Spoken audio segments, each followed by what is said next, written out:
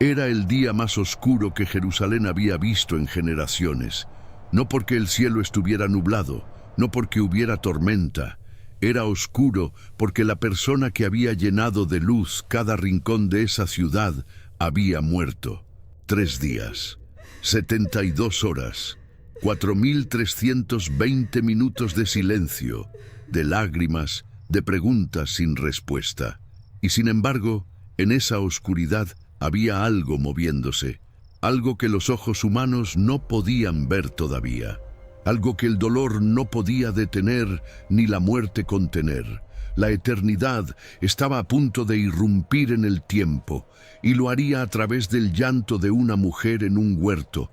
Imagínate por un momento que eres María Magdalena, no la María de los cuadros bonitos, no la figura religiosa de las estampitas, la María de carne y hueso, con el corazón roto en 1000 pedazos, con los ojos hinchados de tanto llorar, con las manos temblando mientras carga especias aromáticas en la madrugada más fría de su vida.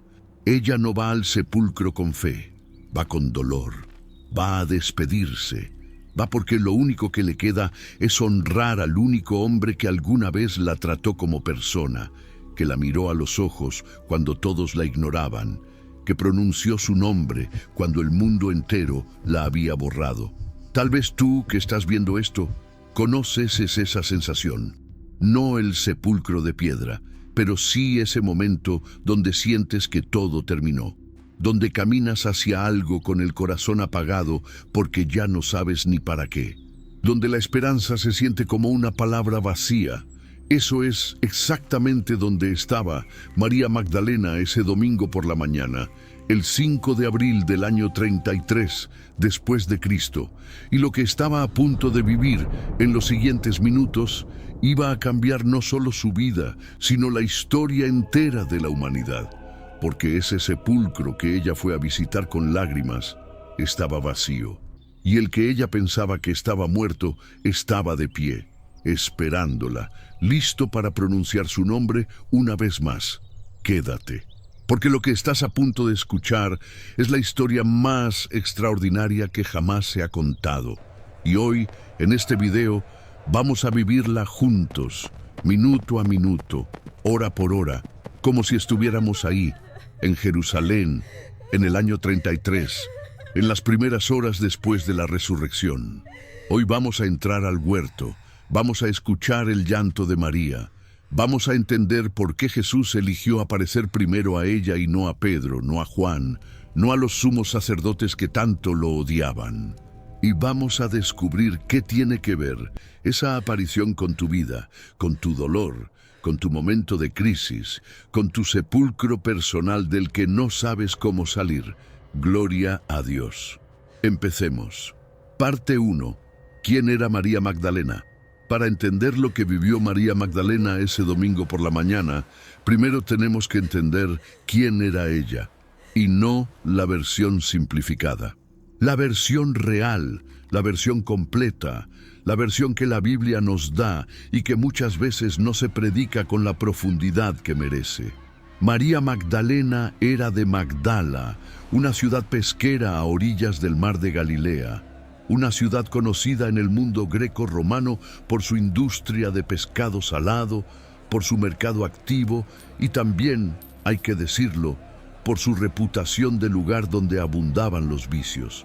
No era Jerusalén la santa, era Magdala, la comercial, la mezclada, la ciudad donde la gente iba a hacer negocios y a olvidar sus problemas.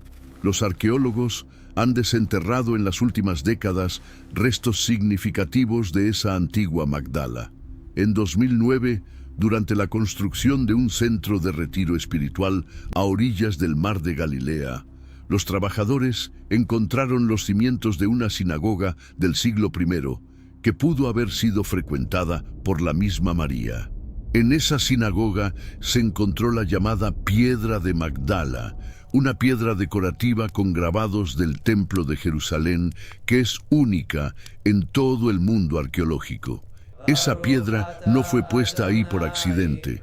Nos dice que Magdala era una comunidad judía devota, integrada al mundo del templo, conectada con la fe de Israel, aunque también inmersa en la cultura cosmopolita del mundo romano.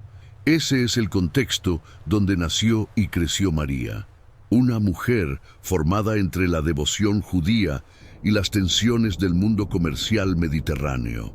Lucas capítulo 8, versículo 2, nos dice algo que es fundamental para entender a esta mujer.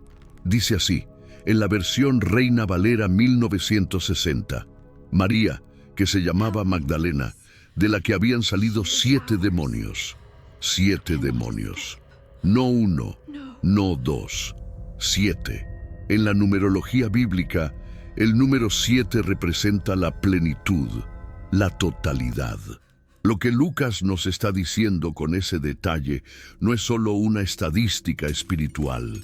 Nos está describiendo a una mujer que estaba completamente destruida. Una mujer que había perdido el control de su propia vida. Una mujer que no era libre ni dentro de su propia mente. No sabemos exactamente qué forma tomó esa opresión en su vida.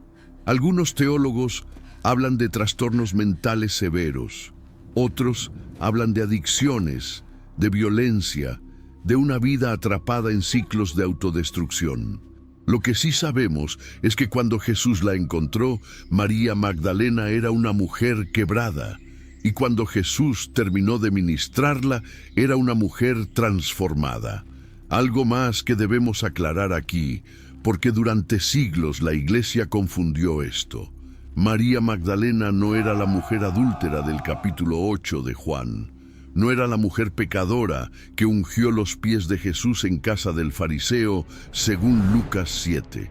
Esas confusiones fueron populares en la tradición occidental, especialmente a partir de un sermón del Papa Gregorio I, en el año 591 de Pis de Cristo, donde fusionó a varias mujeres en una sola figura. Pero el texto bíblico las distingue con claridad. María Magdalena era una mujer específica, con una historia específica, con una identidad específica. No es un símbolo compuesto, es una persona real. Y esa persona real fue la elegida por Jesús para ser la primera testigo de su resurrección. Eso lo cambia todo, porque ahora entiendes por qué ella estaba ahí ese domingo por la mañana. No era solo devoción religiosa, era gratitud absoluta, era el amor de alguien que sabe lo que es estar en el fondo del pozo y recuerda perfectamente quién bajó a rescatarla. También hay algo que el Evangelio de Lucas 8:2-3 nos dice que muchas veces pasa desapercibido. María Magdalena, junto con otras mujeres, financiaba el ministerio de Jesús de sus propios bienes. El texto dice que ella y otras mujeres le servían de sus bienes. Esto nos revela que María Magdalena no era una figura marginal en la comunidad que rodeaba a Jesús. Era una discípula comprometida, generosa, activa, alguien que invirtió sus recursos materiales en el ministerio que había transformado su vida. Su presencia en el sepulcro esa mañana no fue un impulso emocional de último momento. Era la culminación de una devoción que llevaba años construyéndose. Parte 2. Los 3 días más largos. El contexto histórico de esos días es crucial para entender la intensidad emocional de lo que María vivió. Habían pasado apenas 3 días desde la crucifixión. 3 días que para los discípulos y las mujeres que seguían a Jesús debieron sentirse como 3 años. Porque no fue una muerte tranquila, no fue una muerte digna. Fue una ejecución pública, brutal, diseñada específicamente para humillar, para degradar, para decirle al mundo entero, miren lo que les pasa a los que desafían al imperio. Jesús había sido arrestado en el huerto de Getsemaní la noche del jueves. Había sido llevado ante Anás, luego ante Caifás, luego ante el Sanedrín, luego ante Pilato, luego ante Herodes, luego de vuelta a Pilato. 6 juicios en menos de 12 horas, todos ilegales según la propia ley judía. El Talmud especificaba que ningún juicio capital podía celebrarse de noche, que debía haber un periodo de al menos un día entre la condena y la ejecución, y que los testigos debían ser interrogados por separado. Ninguna de esas condiciones se cumplió. Todo fue diseñado para llegar a una conclusión que ya estaba decidida de antemano: la muerte. El viernes, lo que los romanos llamaban la Parasceve, el día de preparación para el sábado, comenzó con el flagelamiento. Los romanos usaban un instrumento llamado flagrum, un látigo con múltiples tiras de cuero con trozos de hueso y metal incrustados. Un hombre promedio no sobrevivía más de 40 azotes. A Jesús le dieron 39, lo suficiente para dejarlo vivo, pero apenas.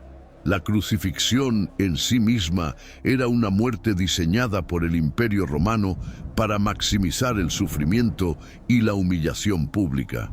Los estudios médicos modernos sobre el proceso de crucifixión, incluyendo el trabajo del doctor Frédéric Sugibe y del doctor Pierre Barbet en el siglo XX, describen una muerte que combinaba shock hemorrágico, deshidratación severa, asfixia progresiva e hipotermia.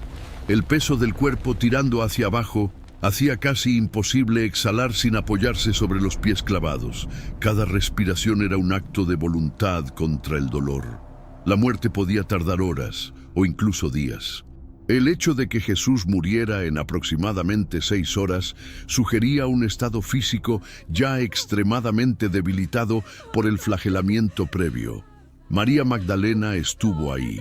Lucas 23:49 nos dice que todas sus conocidas y las mujeres que le habían seguido desde Galilea estaban mirando estas cosas desde lejos, porque no podían acercarse, porque los soldados romanos formaban un perímetro, porque era peligroso, porque cualquiera que demostrara demasiada simpatía por un condenado podía terminar arrestado también. Pero ahí estaban, mirando, sin poder hacer nada, solo mirando, y luego la crucifixión, y luego el grito desde la cruz: Dios mío, ¿por qué me has abandonado?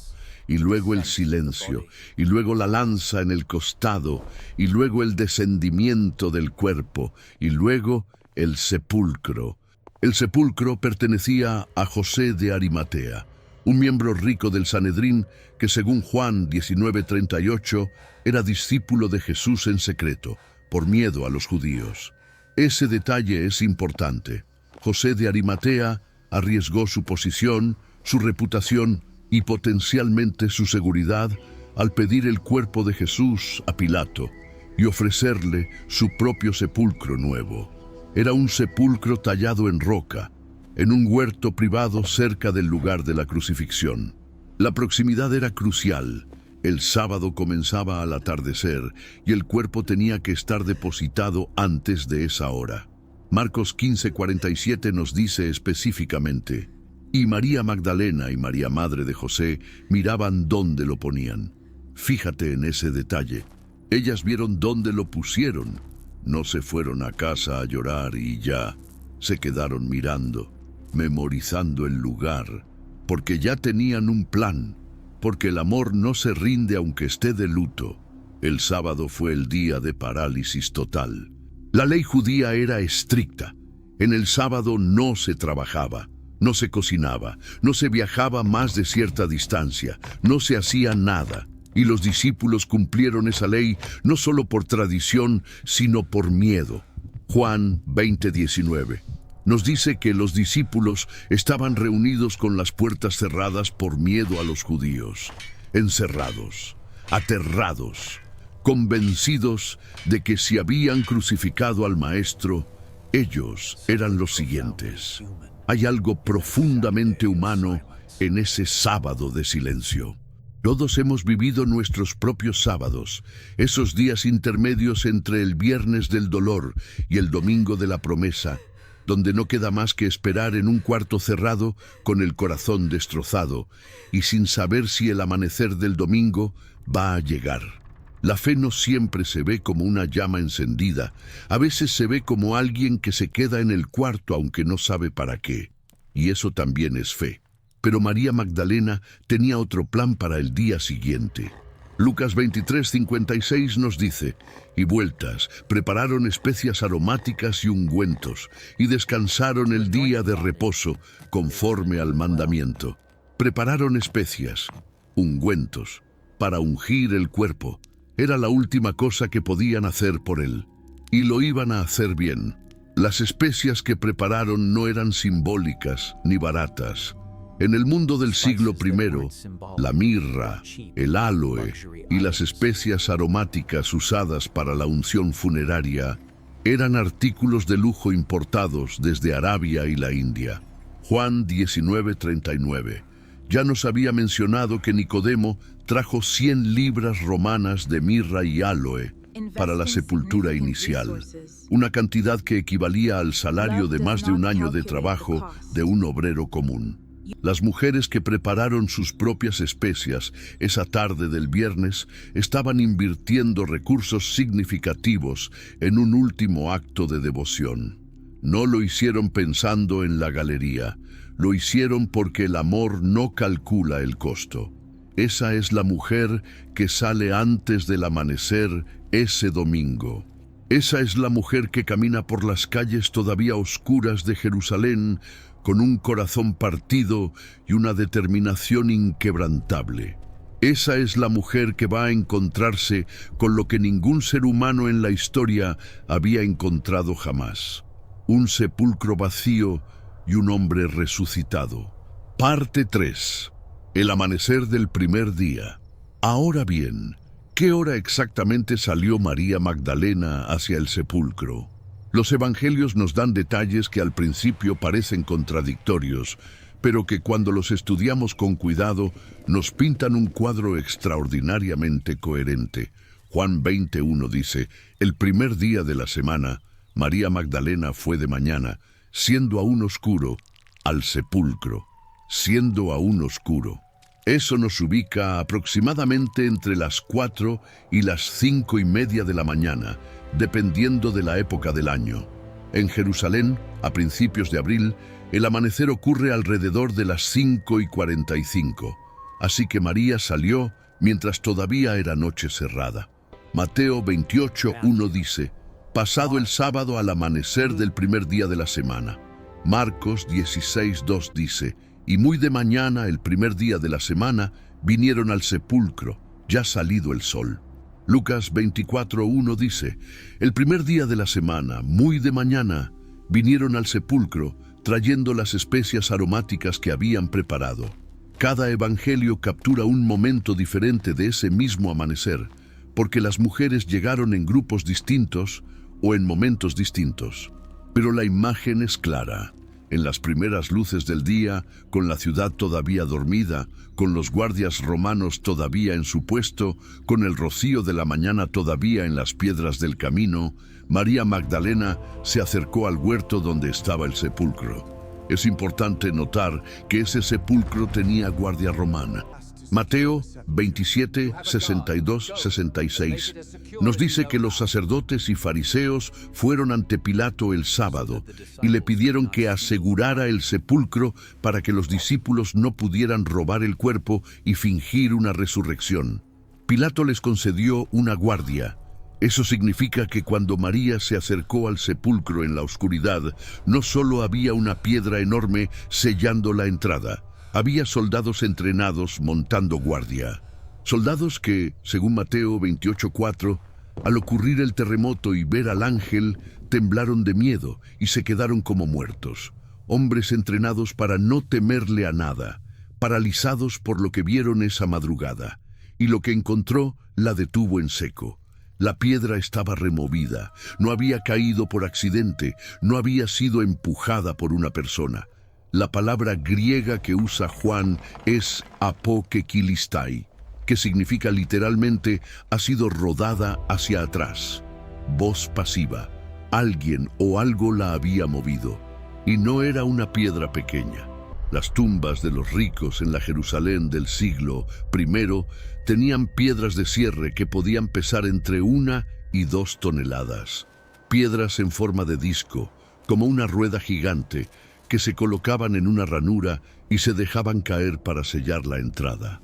Según los estudios arqueológicos de Amos Kloner sobre las tumbas del período del Segundo Templo, el mecanismo de cierre requería el esfuerzo coordinado de varios hombres para ser movido. Una sola persona no podía moverlo. Esa piedra estaba corrida hacia atrás. La reacción de María fue inmediata y humana. No pensó en resurrección, no pensó en milagro. Pensó en lo más lógico según su contexto. Alguien movió el cuerpo. Juan 22 nos lo dice con sus propias palabras. Han quitado al Señor del sepulcro y no sabemos dónde le han puesto. Corrió de regreso a la ciudad. Corrió a donde estaban Pedro y Juan y les dijo lo que había visto y lo que pensaba que había pasado. Eso nos dice algo profundo de María Magdalena. Aún en su dolor, aún en su confusión, su primer instinto fue correr a buscar a la comunidad, a buscar a los hermanos, a no cargar sola con lo que no entendía. Hay una lección ahí para cada uno de nosotros, que a veces queremos cargar nuestro dolor en soledad, sin decirle a nadie lo que estamos enfrentando. Parte 4. Pedro, Juan y el sepulcro vacío. Pedro y Juan corrieron al sepulcro. Juan llegó primero, porque era más joven, pero se detuvo en la entrada. Solo se asomó y vio las telas de lino en el suelo.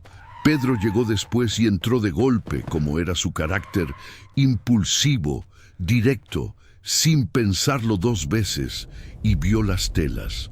Y vio el sudario que había estado sobre la cabeza de Jesús, no tirado con las telas, sino doblado en un lugar aparte. Ese detalle del sudario doblado es uno de los más fascinantes de todo el relato. En la cultura judía del siglo I, cuando un señor terminaba de cenar y se levantaba de la mesa pero iba a regresar, doblaba su servilleta y la ponía en su lugar. Era la señal para el sirviente de que el amo no había terminado, de que iba a regresar. Si el amo arrugaba la servilleta y la tiraba, significaba que había terminado y se había ido. El sudario doblado en el sepulcro vacío era un mensaje. Yo no terminé, voy a regresar. Hay también otra dimensión de este detalle que los estudiosos del texto griego señalan. La palabra usada para describir las vendas de lino, otonia, indica que las telas no estaban simplemente tiradas en el suelo, sino que mantenían su forma, como si el cuerpo hubiera salido de ellas sin deshacer los envoltorios. Como si el cuerpo resucitado hubiera atravesado la tela de la misma manera en que más tarde aparecería en un cuarto con las puertas cerradas.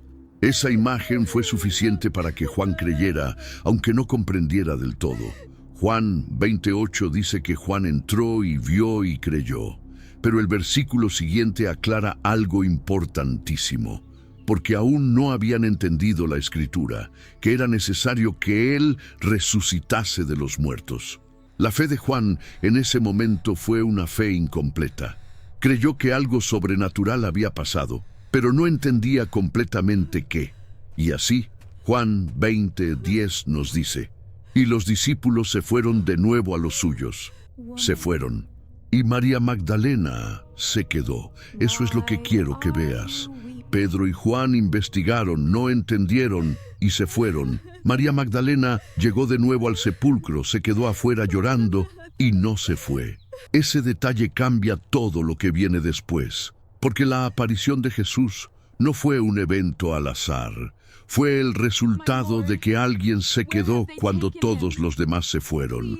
El Señor es fiel, hermano. El Señor aparece a los que se quedan, a los que lloran, pero no se rinden. A los que no entienden, pero tampoco se van. A los que se quedan parados frente al sepulcro vacío de sus sueños, sin saber qué hacer, pero rehusándose a alejarse.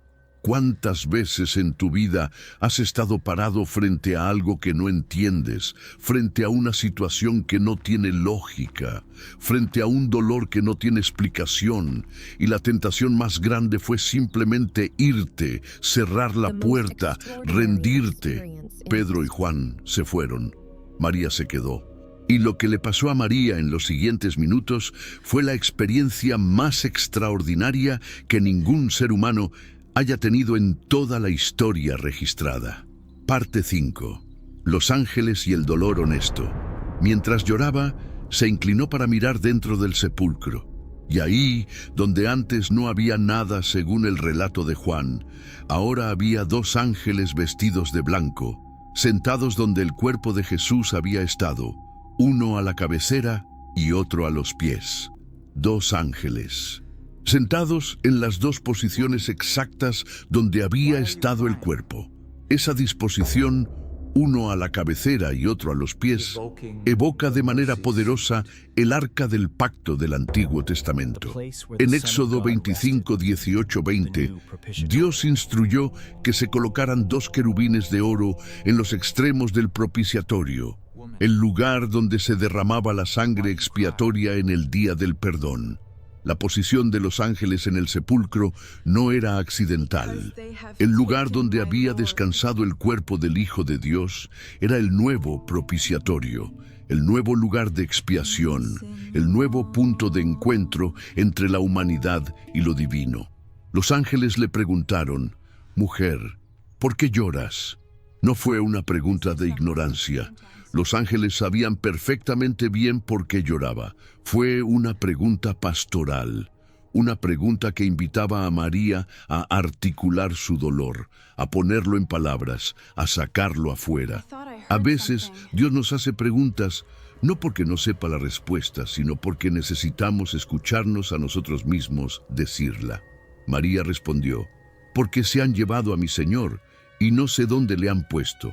Esas palabras son un tesoro de teología en miniatura. Ella lo llama mi Señor, no el Señor, mi Señor, posesivo, personal, íntimo.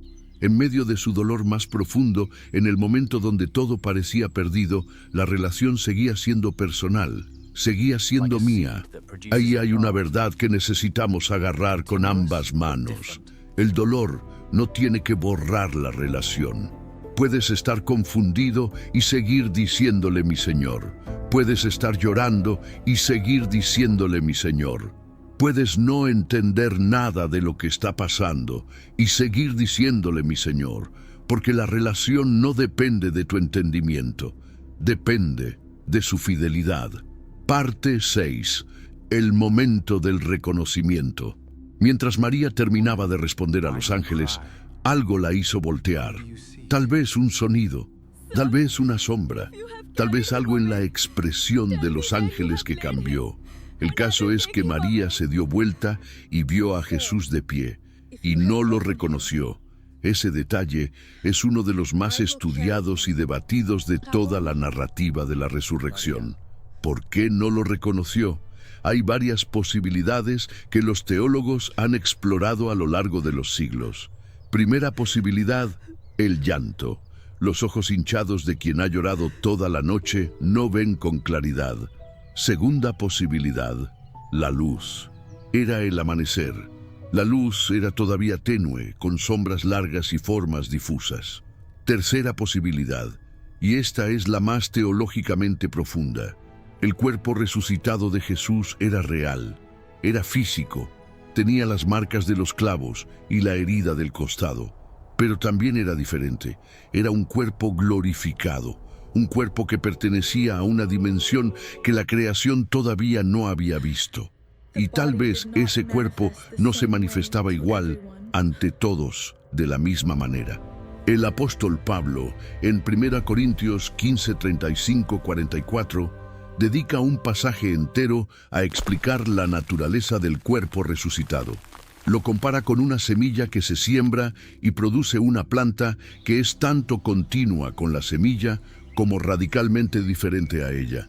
El cuerpo resucitado es siembra en deshonra, resurrección en gloria, siembra en debilidad, resurrección en poder, siembra cuerpo animal, resurrección cuerpo espiritual, el mismo pero glorificado, reconocible pero transformado, físico pero ya no limitado por las leyes físicas que conocemos. Hay una cuarta posibilidad que me parece la más hermosa de todas, y es esta: Jesús esperó. Jesús eligió no ser reconocido de inmediato. Jesús quería que el reconocimiento viniera de una manera específica, de una manera que María jamás olvidaría, de una manera que nos enseñara algo a todos nosotros sobre cómo Dios se revela a sí mismo a los que ama. Jesús le preguntó lo mismo que los ángeles: «Mujer, ¿por qué lloras?». Y luego añadió: «¿A quién buscas?». María, pensando que era el jardinero, le dijo: «Señor, si tú lo has llevado, dime dónde lo has puesto, y yo lo llevaré». Fíjate en lo que dice: «Yo lo llevaré». Una mujer que venía de cargar especias aromáticas, que probablemente no había dormido en 3 días, que estaba físicamente agotada y emocionalmente destruida, le estaba diciendo a un desconocido que ella sola cargaría el cuerpo de un hombre adulto si le decía dónde estaba. Eso no es lógica, eso es amor. El amor que no calcula sus fuerzas, el amor que no mide sus límites, el amor que dice lo que sea necesario, cueste lo que cueste. Hay algo más en ese intercambio que merece atención. María lo llama Señor, en griego Kyrie, incluso creyendo que es el jardinero. Es como si la palabra Señor ya no pudiera salir de su boca dirigida a nadie que no fuera Jesús. Como si esa palabra se hubiera grabado tan profundo en su vocabulario emocional que emergía automáticamente. Hasta en la confusión, hasta en el dolor, el corazón de María reconocía solo un Señor. Y entonces Jesús dijo una sola palabra, una sola: María. Eso fue todo, un nombre, su nombre, pronunciado de la manera en que solo él lo pronunciaba, con esa entonación particular, con ese acento galileo, con ese amor que ella reconocía en la voz del único hombre que la había visto cuando todos la ignoraban. Y María se dio vuelta completamente, y en arameo dijo: Raboni, que significa maestro. Juan 20:16. Ese es el versículo. Esas 2 palabras, María y Raboni, son el corazón de toda la historia de la resurrección. Porque lo que ocurrió en ese intercambio de 2 palabras fue la revelación más íntima del carácter de Dios que la humanidad había recibido hasta ese momento. En Juan 10:3, Jesús había dicho que el buen pastor llama a sus ovejas por nombre y las saca, no por número, no por categoría, por nombre. Y aquí, en el huerto, ese pastor estaba demostrando que lo que había prometido no era metáfora, era literal. Él conocía su nombre, y al pronunciarlo, todo lo que estaba confuso quedó claro. Todo lo que estaba roto empezó a sanar. Todo lo que parecía terminar estaba comenzando. Parte 7. ¿Por qué ella primero? Jesús resucitó, y podría haber aparecido primero a cualquiera. Podría haber aparecido ante Pilato y dejarlo sin palabras. Podría haber aparecido ante Caifás y los miembros del Sanedrín que lo habían condenado. Podría haber aparecido ante el César mismo en Roma y sacudido al imperio entero. Podría haber aparecido ante las multitudes de Jerusalén que lo habían aclamado el Domingo de Ramos y luego pedido su crucifixión el viernes. Pero no, eligió a María, a una mujer, en una cultura donde el testimonio de una mujer no valía legalmente nada. El historiador judío Josefo, escribiendo en el siglo I, dejó registrado que según la tradición de su tiempo, las mujeres y los esclavos no podían ser testigos válidos en los tribunales. El mundo en el que vivía María Magdalena no consideraba su testimonio como evidencia confiable. Y sin embargo, Dios eligió a esa mujer, en esa cultura, con esa historia, para ser la primera portadora del mensaje más importante de la historia. Eso no fue un descuido, fue una declaración. ¿Por qué ella? ¿Por qué María?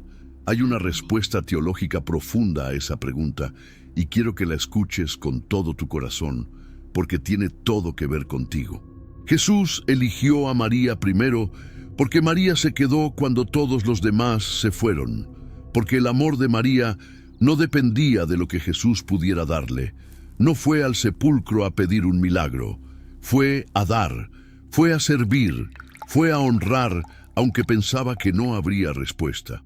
En la tradición judía hay un concepto llamado chesed, que se traduce generalmente como amor leal o misericordia steadfast. No es el amor de cuando todo está bien, es el amor que se queda cuando todo está mal. Es el amor que sigue moviéndose hacia el otro, aunque no haya recompensa visible. Es el amor de Ruth hacia Noemí, cuando le dice: a donde tú fueres, yo iré. Es el amor del padre del hijo pródigo que sale corriendo cuando ve al hijo en el horizonte. Es el amor de María Magdalena que va al sepulcro en la oscuridad, con especias en la mano y el corazón destrozado. Y Jesús respondió a ese amor con la primera aparición personal de su resurrección.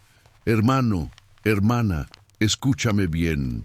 Lo que Dios nota primero en tu vida no es tu conocimiento bíblico, no es cuántos versículos sabes de memoria, no es cuántas horas oras a la semana, ni cuántos ayunos has hecho, ni cuántas veces has ido a la iglesia este año. Lo primero que Dios nota es si te quedas. Si en los momentos donde no entiendes nada, donde el sepulcro está vacío y la piedra removida y todo parece fuera de lugar, si en esos momentos tú te quedas, si sigues siendo fiel, si sigues diciendo mi Señor, aunque no sientas nada. Porque el que se queda, tarde o temprano, escucha su nombre pronunciado por la voz que cambia todo. Parte 8. No me retengas. Ahora necesito contarte algo que pocas veces se predica sobre este momento. Cuando Jesús dijo María y ella respondió Raboni, el texto de Juan nos dice que ella se volvió a él, lo que implica que quiso acercarse, quiso tocarlo, quiso abrazarlo. Y Jesús le dijo algo que en la traducción tradicional suena extraño: no me toques, porque aún no he subido a mi Padre. La palabra griega es haptou, que en realidad tiene el sentido de no me retengas o no te aferres a mí. No era una prohibición de contacto físico en sí misma, porque más tarde ese mismo día Jesús invitó a Tomás a meter la mano en sus heridas. Y en Mateo 28:9, cuando Jesús se apareció a las otras mujeres, ellas abrazaron sus pies y él lo permitió. Lo que Jesús le estaba diciendo a María era algo más profundo. No te quedes aferrada a esta forma de relacionarte conmigo. Lo que hubo entre nosotros hasta ahora, esa relación de maestro físicamente presente y discípula que puede verlo y tocarlo y caminar junto a él, esa forma va a cambiar, va a ser mejor, va a ser más íntima, va a ser más universal.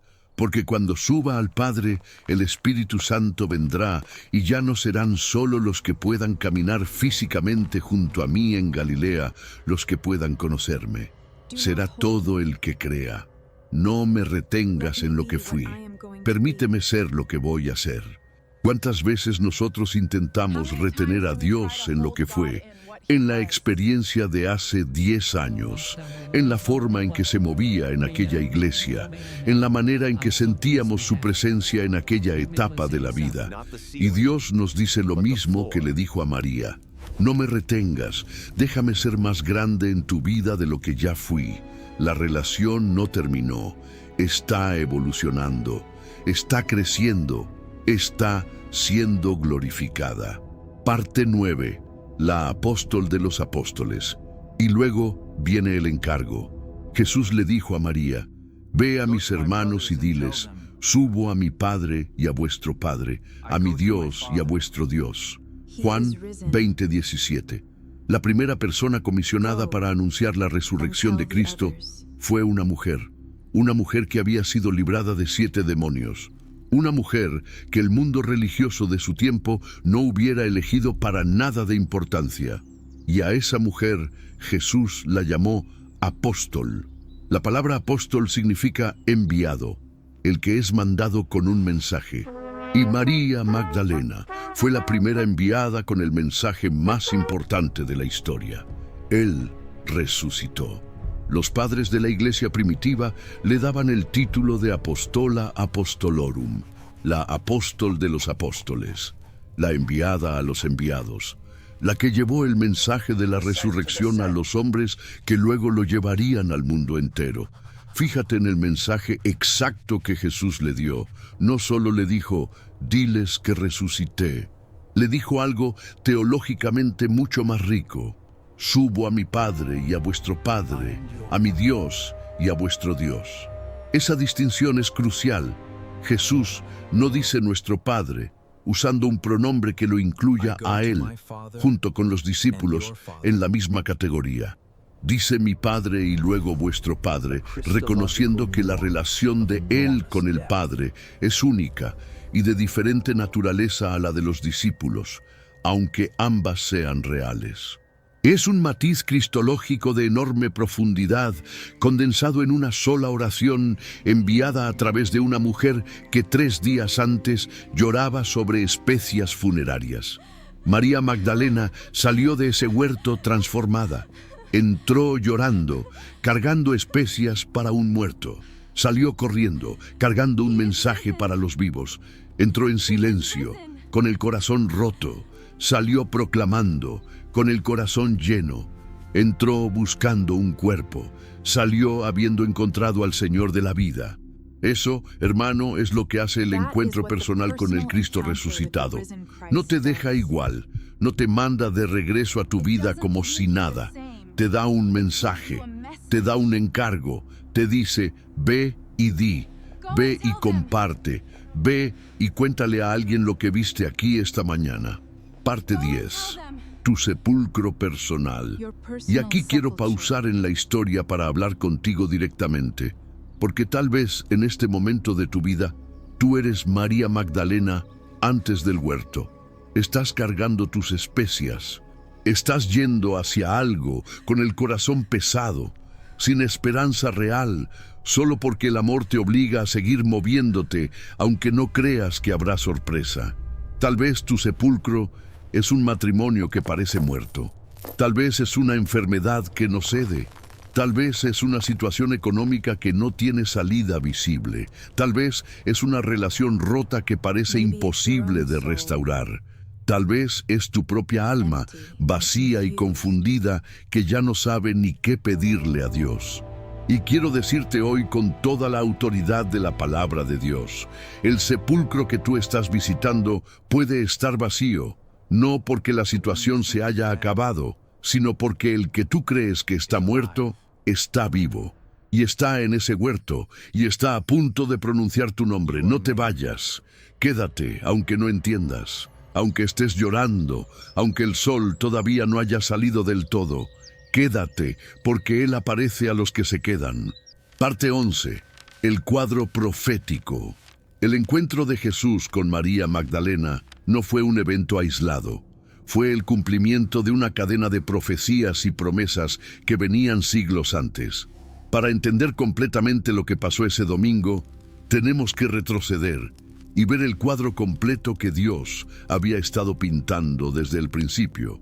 En Isaías 53, 10 y 11, escrito más de 700 años antes de la crucifixión, el profeta escribe, con todo eso, Jehová quiso quebrantarlo, sujetándole a padecimiento. Cuando haya puesto su vida en expiación por el pecado, verá linaje, vivirá por largos días, y la voluntad de Jehová será en su mano prosperada.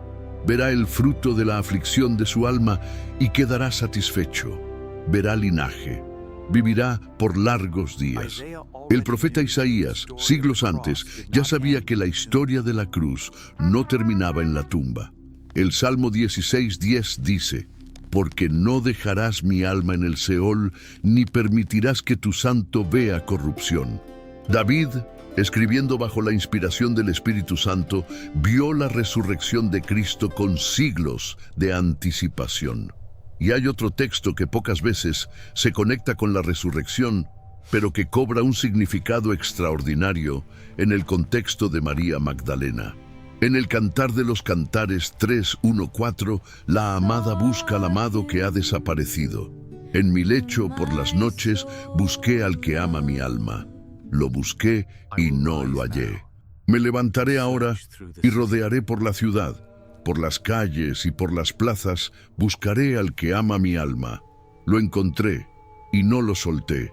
Muchos intérpretes judíos y cristianos han visto en ese texto una prefiguración del amor de búsqueda que María exhibió en el huerto, la que buscó al amado de su alma en la oscuridad de la noche, y cuando lo encontró, no lo soltó. La correspondencia con el relato de Juan es imposible de ignorar.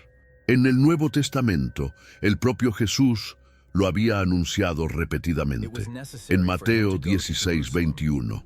Desde entonces comenzó Jesús a declarar a sus discípulos que le era necesario ir a Jerusalén y padecer mucho de los ancianos, de los principales sacerdotes y de los escribas, y ser muerto y resucitar al tercer día. Lo había dicho claramente. Los discípulos lo habían escuchado. Pero el dolor de la crucifixión fue tan grande, la desolación del sábado tan profunda, que las palabras de promesa quedaron sepultadas bajo el peso del duelo. Eso pasa también en nuestra vida. Dios nos dice algo, nos da una promesa, la escuchamos, la anotamos, la repetimos, y luego llega la crisis. Llega el viernes, llega el día más oscuro, y de pronto la promesa que escuchamos parece tan lejana, tan irreal, tan imposible de alcanzar desde donde estamos parados. Y hacemos lo que hicieron los discípulos. La sepultamos bajo el peso de nuestra confusión y nuestro miedo. Pero la promesa no muere porque tú la hayas sepultado. La promesa vive porque el que la hizo vive. Y al tercer día, al tiempo señalado, en el momento que Él determinó, la promesa sale del sepulcro también. Parte 12. Las primicias y la garantía eterna. Primera de Corintios 15:20 dice: Mas ahora Cristo ha resucitado de los muertos. Primicias de los que durmieron es hecho. Primicias. En la cultura agrícola judía, las primicias eran el primer fruto de la cosecha que se le presentaba a Dios en el templo. Era la garantía, la promesa, el anticipo de toda la cosecha que vendría después. Cuando Pablo llama a Jesús las primicias de los que durmieron, está diciendo que la resurrección de Jesús es la garantía de la resurrección de todos los que creen en Él. Pablo desarrolla este argumento de manera extraordinaria en todo el capítulo 15 de 1 Corintios. Llega a decir algo que es radicalmente honesto. Si Cristo no resucitó, nuestra fe es vana. Somos los más miserables de todos los hombres y los que murieron en Cristo perecieron. Él no suavizó el argumento, no buscó una salida espiritual alternativa. Apostó todo a la resurrección histórica, física, corporal de Jesús. Si eso no ocurrió, todo lo demás se derrumba. Y si ocurrió, todo lo demás se sostiene para siempre. María Magdalena vio las primicias. Escuchó su nombre pronunciado por las primicias, y ese nombre que ella escuchó en el huerto, ese María, es el mismo tipo de llamado que cada creyente escuchará un día cuando Jesús vuelva a pronunciar el nombre de los suyos. En Juan 5:28-29, Jesús prometió que vendría la hora cuando todos los que están en los sepulcros oirán su voz. La misma voz que pronunció María en el huerto va a pronunciar tu nombre en la resurrección final. La misma ternura, el mismo conocimiento personal, el mismo amor que no se olvida de nadie. Parte 13. Confrontación y regreso. Ahora llegamos al momento de confrontación, y lo hago con amor, porque así es como Dios confronta, con amor y con verdad al mismo tiempo. Tal vez estás viendo este video y en algún punto de tu historia, tú también te fuiste. Como Pedro y Juan, llegaste al sepulcro vacío de alguna promesa de Dios, no entendiste lo que estabas viendo y te regresaste a tu vida.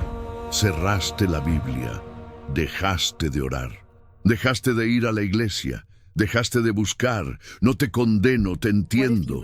El dolor es real, la confusión es real. Los sepulcros vacíos que no entendemos son reales. Pero quiero preguntarte algo hoy, con todo el amor de Dios. ¿Qué pasaría si regresaras? ¿Qué pasaría si volvieras a ese lugar donde dejaste de buscar y te quedaras esta vez? El profeta Oseas, en el capítulo 6, versículo 2, había escrito siglos antes: nos dará vida después de 2 días, al tercer día nos resucitará y viviremos delante de Él. Ese texto, que en su contexto original hablaba de la restauración de Israel, apunta a algo que Dios ha demostrado a lo largo de toda la historia.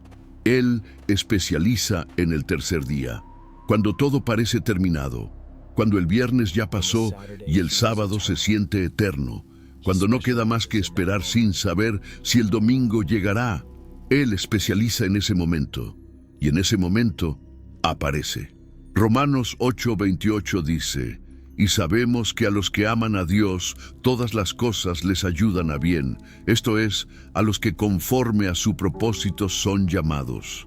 Todas las cosas, no solo las buenas, no solo las que entendemos, también el viernes, también el sábado, también el sepulcro vacío que no sabemos cómo interpretar. Todo, absolutamente todo, ayuda a bien. ¿Puedes creer eso hoy? Parte 14. El nombramiento. La tercera gran verdad que este relato nos enseña es la del nombramiento. El momento en que Jesús dice: María, es el corazón teológico de toda la historia de la resurrección. En la Biblia, cuando Dios pronuncia el nombre de alguien, siempre ocurre algo. Cuando Dios llamó a Abraham, a Moisés, a Samuel, el nombre pronunciado por la voz divina era siempre el inicio de algo nuevo. Era una comisión, era una identidad nueva, era una historia que comenzaba. En Génesis 12:1, cuando Dios le dice a Abraham: vete de tu tierra, de tu parentela y de la casa de tu padre, ese llamado fue el inicio del pueblo de Dios. En Éxodo 3:4, cuando Moisés estaba ante la zarza ardiendo y escuchó Moisés, ese nombre pronunciado 2 veces, fue el inicio de la liberación de Israel de Egipto. En 1 Samuel 3:10, cuando el joven Samuel escuchó su nombre en la noche, esa voz que lo llamó fue el inicio de uno de los ministerios proféticos más importantes de la historia de Israel. Nota que en cada uno de esos casos, el llamado por nombre llegó cuando la persona estaba en un estado de vulnerabilidad o de oscuridad. Abraham estaba en Ur, lejos de la tierra prometida. Moisés estaba en el desierto, exiliado, habiendo huido de Egipto después de matar a un hombre. Samuel era un niño en el templo que todavía no conocía a Dios personalmente. Dios no espera que estés en tu mejor momento para pronunciar tu nombre. Te llama desde donde estás. Y en Juan 20:16, cuando Jesús dijo María, ese nombre pronunciado en el huerto fue el inicio de la era del Evangelio. En Isaías 43:1 dice: pero ahora, así dice Jehová, creador tuyo, oh Jacob, y formador tuyo, oh Israel, no temas, porque yo te redimí. Te puse nombre, mío eres tú. Te puse nombre, mío eres tú. La relación entre el nombre y la pertenencia es directa en la Biblia.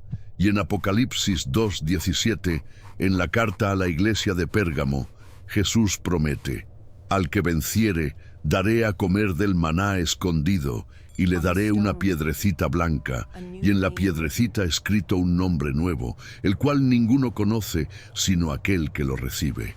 Un nombre nuevo, secreto, personal, que solo tú y Dios conocen. Eso es lo que significa la relación con Dios a través de Cristo. No es una relación de masa, es personal. Él conoce tu nombre, Él conoce tu historia.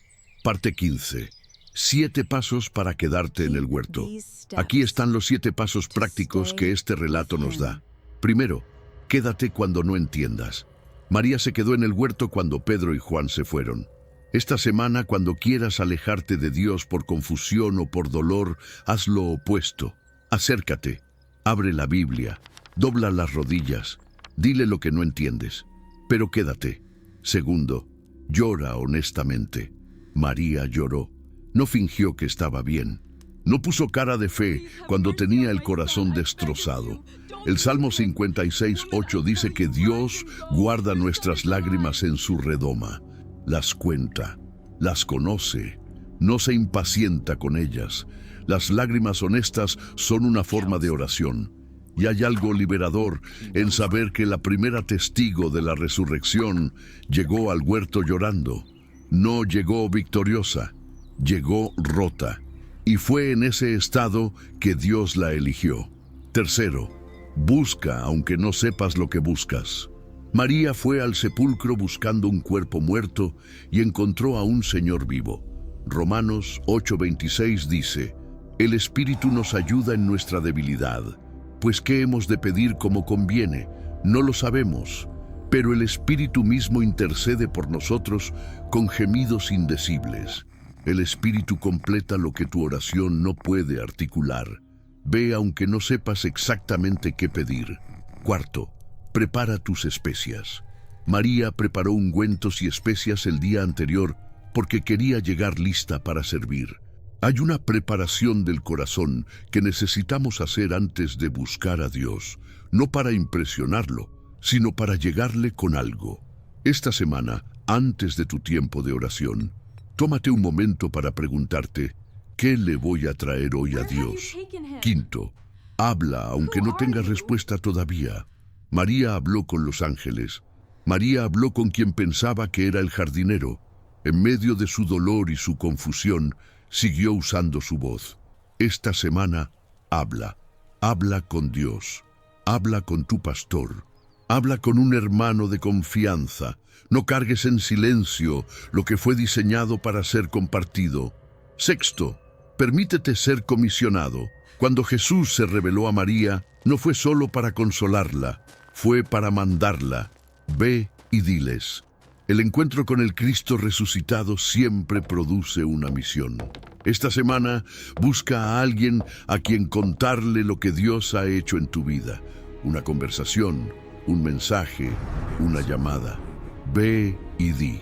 Séptimo, no te aferres a la forma anterior de relacionarte con Dios. Jesús le dijo a María, no me retengas. Las formas en que Dios se ha manifestado en tu pasado son preciosas, pero no son el límite de lo que puede hacer. Esta semana, pídele a Dios que te lleve a una dimensión nueva de relación con Él. Que lo que tenías hasta ahora no sea el techo, sino el piso. Oración final. Y ahora, hermano, hermana, quiero que hagas algo conmigo. Quiero que te detengas. Quiero que cierres los ojos si puedes. Y quiero que ores conmigo esta oración. Dila en voz alta si puedes. Porque las palabras que se pronuncian tienen un peso diferente a las que solo se piensan. Señor Jesús, hoy vengo a ti como María Magdalena vino al sepulcro. Vengo con mis cargas, vengo con mis lágrimas, vengo con mis preguntas que no tienen respuesta todavía. Vengo con mi confusión y mi cansancio y mi dolor, pero vengo, y eso es lo que tengo hoy para ofrecerte, que vine, que no me fui, que aquí estoy. Señor, si hay en mi vida un sepulcro que yo creí que contenía algo muerto, te pido que me muestres que está vacío. Te pido que en ese huerto, en ese lugar donde yo esperaba encontrar solo muerte, tú estés de pie esperándome. Y te pido que pronuncies mi nombre, que me llames de la manera que solo tú puedes llamarme, que yo te reconozca como María te reconoció, no por tu apariencia, sino por tu voz. Gracias, Señor, porque así como elegiste a María, una mujer rota y restaurada, para ser la primera testigo de tu resurrección, tú me eliges a mí, en mi debilidad, en mi historia complicada, en mi fe imperfecta. Me eliges y me mandas y me dices, ve y diles. Hoy te digo sí, sí, Señor, sí a quedarme cuando quiero irme, sí a llorar honestamente ante ti, sí a buscarte aunque no tenga las palabras correctas, sí a ser comisionado para contar lo que has hecho en mi vida. Sí a no aferrarme a la forma anterior, sino a dejarte ser más grande en mí de lo que ya fuiste. Gracias por la resurrección. Gracias porque la muerte no tuvo la última palabra. Gracias porque ese domingo por la mañana, en un huerto en Jerusalén, el Señor de la vida pronunció el nombre de una mujer que lo amaba con todo lo que le quedaba. Y gracias porque ese mismo Señor, en este momento, en el lugar donde tú estás, está pronunciando tu nombre. Gloria a Dios. Amén y amén. Preguntas para reflexión o estudio bíblico en grupo. Primera pregunta. ¿En qué área de tu vida te has comportado como Pedro y Juan, llegando, mirando, no entendiendo y regresándote en lugar de quedarte como María? ¿Qué te haría falta para volver y quedarte esta vez? Segunda pregunta. María no reconoció a Jesús hasta que Él pronunció su nombre. ¿Qué cosas en tu vida podrían estar impidiéndote reconocer la presencia y la voz de Dios? Podrían ser el dolor, el miedo, las expectativas de cómo debería verse o sentirse Dios. Tercera pregunta. Jesús le dijo a María, no me retengas, indicando que la relación estaba pasando a una nueva dimensión. Hay formas en que tú estás intentando retener a Dios en una experiencia o un período anterior en lugar de permitir que la relación crezca y evolucione. Cuarta pregunta. María fue comisionada como la primera mensajera de la resurrección. ¿Cuál es tu historia de resurrección, la historia de cómo Dios intervino en tu vida que todavía no has contado? ¿A quién necesitas contársela esta semana? Quinta pregunta. El amor de María no dependía de recibir algo de Jesús. Fue al sepulcro a dar, no a recibir. ¿Cómo describirías tu relación actual con Dios? ¿Es más de recibir o de dar? Sexta pregunta, nueva. Este relato muestra que Jesús eligió a alguien con una historia complicada y un testimonio que su cultura no valoraba para ser la primera mensajera de la resurrección. ¿Qué te dice eso sobre cómo Dios ve tus propias limitaciones, tu historia, tus fracasos? ¿Hay algo en tu pasado que sientes que te descalifica para ser usado por Dios? Séptima pregunta, nueva. Identificamos 7 pasos prácticos inspirados en la actitud de María. ¿Cuál de esos 7 pasos es el más difícil para ti en este momento de tu vida? ¿Qué haría diferente tu semana si te comprometieras a dar ese paso específico? El Señor es fiel. Hay victoria en Cristo. Gloria a Dios.